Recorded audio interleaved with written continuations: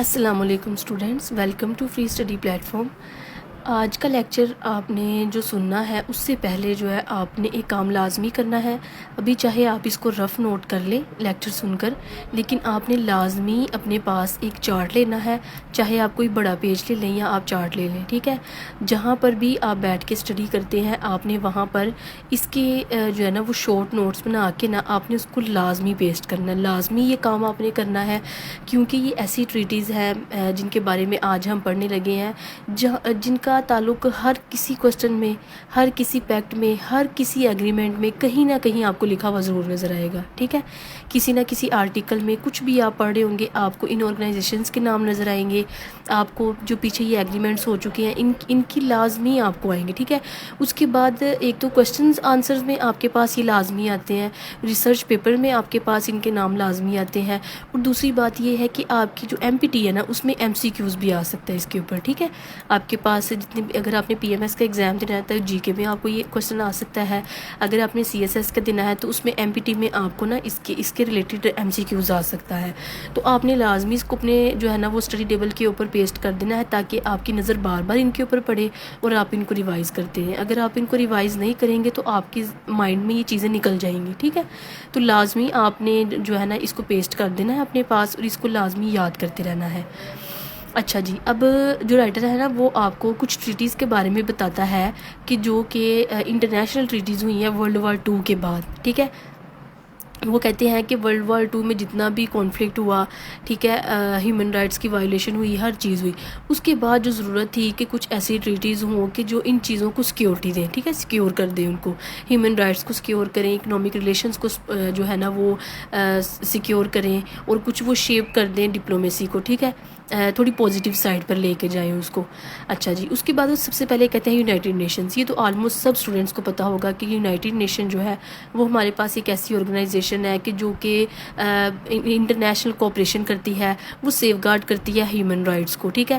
اگر آپ کشمیر ایشو پڑھتے ہیں تو اس میں آپ کو یو این او کا کردار ملتا ہے، اگر آپ پیلسٹائن ایشو پڑھتے ہیں تو اس میں آپ کو ملتا ہے، اگر آپ او آئی سی کی بات کرتے ہیں، آرگنائزیشنز کی بات کرتے ہیں، آپ او آئی سی کی بات کریں گے، آپ ایس سی او کی بات کریں گے، آپ یورپین یونین کی بات کریں گے، آپ نیٹو کی بات کریں گے، جس کی بھی بات آپ کریں گے آپ کو یونائٹڈ نیشن لازمی وہاں پر ملے گی، ٹھیک ہے۔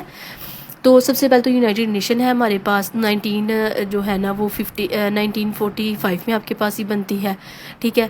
اس کے بعد جی وہ بات کرتے ہیں کہ اسپیشلائزڈ ایجنسیز اس کے اندر بنائی گئی ہیں جو کس پہ کام کرتی ہیں، پیس کیپنگ پہ کام کرتی ہیں، جو مشنز پہ کام کرتی ہیں، ٹھیک ہے۔ وہ اس کو ایسا ایک کارنر سٹون بناتی ہیں جو کہ ماڈرن انٹرنیشنل ریلیشن میں جو ہے نا وہ اچھا کردار ادا کرتی ہے، ٹھیک ہے۔ یہ ہے ہمارے پاس یونائٹڈ نیشن۔ اب آپ نے کیا کرنا ہے، آپ نے ایک تو یونائٹڈ نیشن آپ نے اوپر لکھنا ہے، یونائٹڈ نیشن یو این او، ٹھیک ہے۔ آپ نے اپنے نوٹس میں لکھ لیا اس کو، آگے آپ نے اس کی ڈیٹ کو ہائی لائٹ کر کے لکھنا ہے 1945 میں، ٹھیک ہے۔ اس کے بعد آپ نے لازمی ایک لائن میں جو آپ کو ایزیلی یاد رہے، آپ نے چاہے آپ اس کو رومن میں لکھ لیا کریں، چاہے آپ اس کو اردو میں لکھ لیا کریں، آپ کا کنسیپٹ کلیئر ہوگا نا تو آپ اس کو کہیں بھی انگلش میں کنورٹ کر کے لکھ سکتے ہیں، یا اگر آپ کی انگلش ہی پہلے سے اتنی بہتر ہے تو آپ اس کو انگلش میں لکھ سکتے ہیں، ٹھیک ہے۔ آپ نے آگے لکھ دینا ہے کہ اس کا آبجیکٹیو کیا ہے، اس کا موٹیو کیا ہے، ایک ڈیٹ اور ایک آبجیکٹیو، یہ آپ نے لازمی لکھ لینا ہے اور اپنے پاس نوٹس بنا لینے ہیں اس کے، ٹھیک ہے۔ دوسری میں وہ یہ بات کرتے ہیں پیرس پیس ٹریٹیز، ٹھیک ہے، 1947 میں ہوئی تھی۔ وہ کہتے ہیں کہ یہ سیریز آف ایگریمنٹس تھی، ٹھیک ہے، کس کے لیے، جس نے ری ڈیفائنڈ کیا نیشنل بارڈرز کو۔ پہلے وار ہو گئی، سب کچھ تباہ و برباد ہوا، اس نے کیا کیا، اس نے ری ڈیفائن کیا نیشنل بارڈرز کو، ریسٹورڈ کیا سوورینٹی کو، ٹھیک ہے، نیشنز کی، سچ ایز کس کی، آسٹریا کی، جرمنی کی، جو کہ میجر تب پاورز جو تھی جن کی آپس میں لڑائی ہوئی اور ان کی وجہ سے ورلڈ وار 2 ہوئی، اس کے بعد ان کا سارا سسٹم خراب ہوا، تو اس نے جو ہے نا ریسٹور کیا نیشنل بارڈرز کو، ریسٹور کیا سوورینٹی کو، آسٹریا کی، جرمنی کی، ان پہ جو ہے نا پینلٹیز ان کو کی کہ آپ ان کو پے کریں، آپ نے یہ سارا کچھ کیا تھا، اب آپ کی اس میں جو ہے نا وہ غلطی ہے، آپ پینلٹیز پے کریں، ٹھیک ہے۔ یہ وہ والی تھی آرگنائزیشن ہمارے پاس۔ پھر وہ آگے بات کرتے ہیں universal declaration of human rights, ٹھیک ہے۔ ہمیں اس میں سے جو ہمارے پاس امپورٹنٹ ہے نا، جو بار بار پوچھی جاتی ہے، زیادہ ہم انہیں کے بارے میں بات کریں گے۔ پھر وہ کہتے ہیں کہ جی universal declaration of human rights 1948، آپ جہاں پر بھی آپ جو ہے نا وہ پیلسٹائن کا ایشو پڑھ کے دیکھ لیں، آپ کشمیر کا ایشو دیکھ لیں، جتنی بھی آپ کو رپورٹس ملیں گی نا، ہاف رپورٹس ان میں اس کی ہوں گی، ٹھیک ہے, UDHR آگے لکھا ہوگا اور رپورٹ دی ہوگی. یہ رپورٹ کیوں دیتی ہے؟ کیونکہ اس کا کام ہے کہ یہ سیکیور کرے فنڈامنٹل ہیومن رائٹس کو. جہاں پر بھی پھر ان کی وائلیشن ہوتی ہے وہاں پر یہ اپنی رپورٹ پیش کرتی ہے. ٹھیک ہے, تو یہ کب بنی تھی؟ 1948 میں. پھر آگے وہ بات کرتے ہیں جینوسائیڈ کنونشن. ٹھیک ہے, کسی بھی کنٹری میں جو ہے آپ وائلیشن کرتے ہیں ہیومن رائٹس کی, آپ وہاں پر جو ہے لوگوں پر ظلم کرتے ہیں, ٹھیک ہے, ہر چیز, اس کو ہم کہتے ہیں جینوسائیڈ. اب وہ کہتے ہیں جینوسائیڈ کنونشن 1948 میں بنی تھی. ٹھیک ہے, یہ جو ہے نا یہ کرٹیسائز کرتی ہے. یہ ایک فرسٹ انٹرنیشنل ٹریٹی تھی, سب سے پہلی, جس نے ڈیفائن کیا تھا جینوسائیڈ کو کہ وہ ہوتا کیا ہے. ٹھیک ہے, اس کے بعد وہ کیا کرتی ہے, it require state parties to take measure to prevent and punish genocide. وہ کہتی ہے کہ اس کو ریکوائر بس ہوتا ہے کہ اسٹیٹ پارٹیز ہوں جو اس کو جو ہے تھرڈ میڈیشن کے طور پر اندر لے کر آئیں, تو وہ پنش کریں ان لوگوں کو جو یہ سب کچھ کر رہے ہیں. ٹھیک ہے, جو ہمارے پاس نان سگنیٹری اسٹیٹس وہ ہوتی ہیں کہ جن کو کوئی ریکگنائز نہیں کرتا, ایسی اسٹیٹس جو انٹرنیشنل لا کے خلاف ہوتی ہیں, ٹھیک ہے, وہ جینوسائیڈ کرتی ہیں, تو اس کا کام ہوتا ہے ان کو پنش کرنا. ٹھیک ہے, اس کے بعد ہمارے پاس ہے نارتھ اٹلانٹک ٹریٹی, نیٹو. آپ نے رشیا یوکرین کے ایشو میں نیٹو کا ورڈ لازمی سنا ہوگا. ٹھیک ہے, اچھا آگے وہ کہتا ہے دی نارتھ اٹلانٹک ٹریٹی, وہ سائن ہوئی تھی 1949 میں. ٹھیک ہے, founded NATO, North Atlantic treaty organization, a military alliance created primarily for collective defence. اس کو بنایا گیا تھا کولیکٹیو ڈیفینس کے لیے. جو ہماری جتنی بھی نارتھ پر ہے نا, ویسٹرن ہماری جتنی بھی کنٹریز ہیں, انہوں نے مل کر ایک ایگریمنٹ کیا تھا جس کے تحت انہوں نے کہا تھا کہ کوئی بھی جو نیٹو کے اندر شامل نہیں, ٹھیک ہے, جیسے میں آپ کو کہتی ہوں کہ یہ امریکہ ہے, ٹھیک ہے, اچھا یہاں پہ یورپ ہے, ٹھیک ہے, وہ کہتا ہے کہ اگر ایشیا جو ہے نا وہ نیٹو کا حصہ نہیں, اگر ایشیا جو ہے نا وہ اٹیک کرتا ہے, لیٹ سپوز ایشیا اٹیک کرتا ہے USA کے اوپر, تو جو یورپ ہے وہ بھی اس کے اوپر اٹیک کرے گا, ایشیا کے اوپر. ٹھیک ہے, وہ بھی ایشیا کے اوپر اٹیک کرے گا. میں آپ کو نا ایک دفعہ پھر سے جو ہے نا اس کو الیبوریٹ کر دیتی ہوں کہ نیٹو کا مقصد یہ تھا کہ اگر کوئی کنٹری ایسی ہے کہ اگر لیٹ سپوز کہ یہ ہے ہمارے پاس USA, ٹھیک ہے, یہ ہے ہمارے پاس یورپ اور یہ ہے ہمارے پاس ایشیا, یا آپ لگا لیں افریقہ.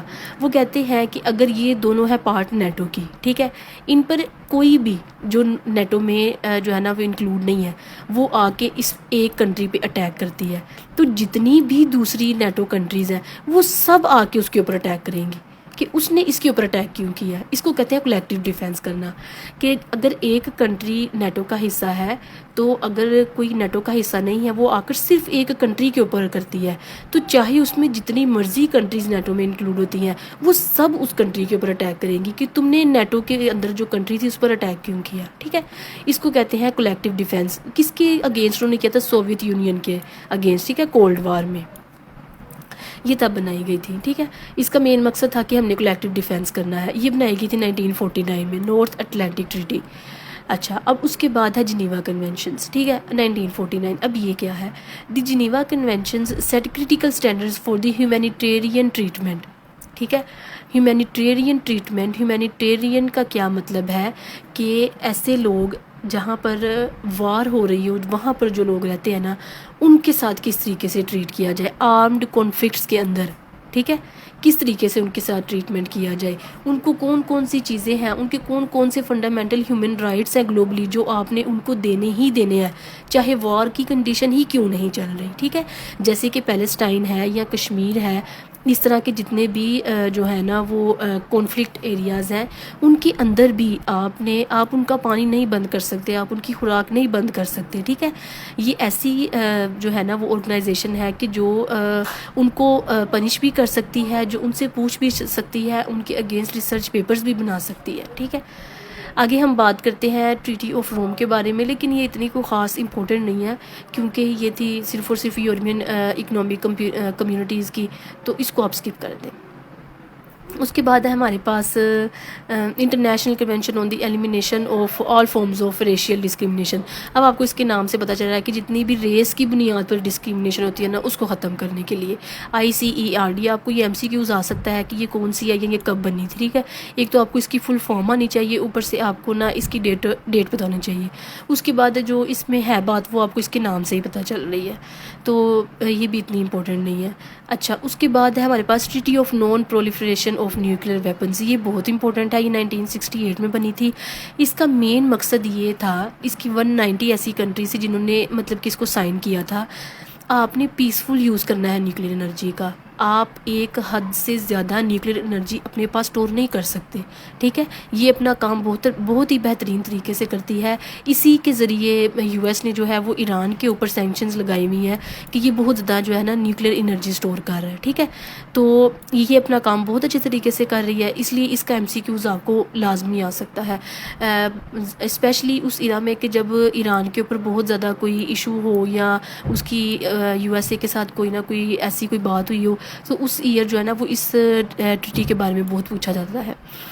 آگے ہے ہمارے پاس کیمپ ڈیوڈ ایکرڈز، یہ عرب کنٹریز کے جو ہے نا درمیان میں، یہ بھی اتنا امپورٹنٹ نہیں ہے آپ کے لیے۔ اچھا، اس کے بعد کیوٹو پروٹوکول، یہ بہت امپورٹنٹ ہے آپ کے لیے، 1997 میں یہ سائن کیا گیا تھا، ٹھیک ہے۔ کیوٹو پروٹوکول اور پیرس ایگریمنٹ، یہ آپ نے لازمی یاد رکھنا ہے، جہاں پر بھی یہ نام آئیں گے آپ کے جو جی ایس اے کا پورشن ہے نا، سی ایس ایس کا، جنرل سائنس کا، اس کے اندر یہ پراپر کوشچن ہے، ٹھیک ہے۔ اس کے اوپر کوشچن بھی آتے ہیں، کیوٹو پروٹوکول کے اوپر چاہے آپ لکھیں، آپ پیرس ایگریمنٹ کے اوپر وہ پوچھ لیں آپ سے، آپ نے یہ لازمی کوشچن بھی آپ نے پورے جو ہے نا وہ اس پہ اٹیمپٹ کرنے ہوتے ہیں۔ تو یہ دونوں جو ٹریٹیز ہیں نا، یہ دونوں ہی ہیں ہماری کلائمیٹ کے اوپر، ٹھیک ہے، یہ دونوں ہی ہماری کلائمیٹ کے مقصد سے ہوئی ہیں، یہ آپ نے اس میں لازمی یاد رکھنا ہے۔ تو کیوٹو پروٹوکول 1997 میں کیا تھا کہ وہ بائنڈ کرے گی، لیگلی بائنڈ کرے گی، جتنی بھی کنٹریز ہیں نا، انڈسٹریلائزڈ کنٹریز ہیں، وہ لیگلی ان کو بائنڈ کرے گی کہ آپ نے ریڈیوس کرنا ہے اپنی گرین ہاؤس گیس ایمیشن کو، ٹھیک ہے۔ آپ نے میٹیگیٹ کرنا ہے دی ایفیکٹس آف گلوبل وارمنگ، جو بھی آپ اپنا کوئی بھی ایکشن لیتے ہیں، آپ اپنے پاس جو ہے کوئی چیز بناتے ہیں، آپ اس کو سیل کرتے ہیں، آپ اس کے اندر آپ نے یہ دیکھنا کہ gas emission, greenhouse gas emission نہ ہو، ٹھیک ہے، یہ ان کو باؤنڈ کرتی ہے اس چیز کے اوپر۔ اچھا، اس کے بعد ہے اسی کی بیس پہ آگے پیرس ایگریمنٹ ہوا تھا، ٹھیک ہے۔ تھوڑی سی اس میں جو ہے نا وہ کمیاں رہ گئی تھیں، وہ پیرس ایگریمنٹ میں پوری کی گئی۔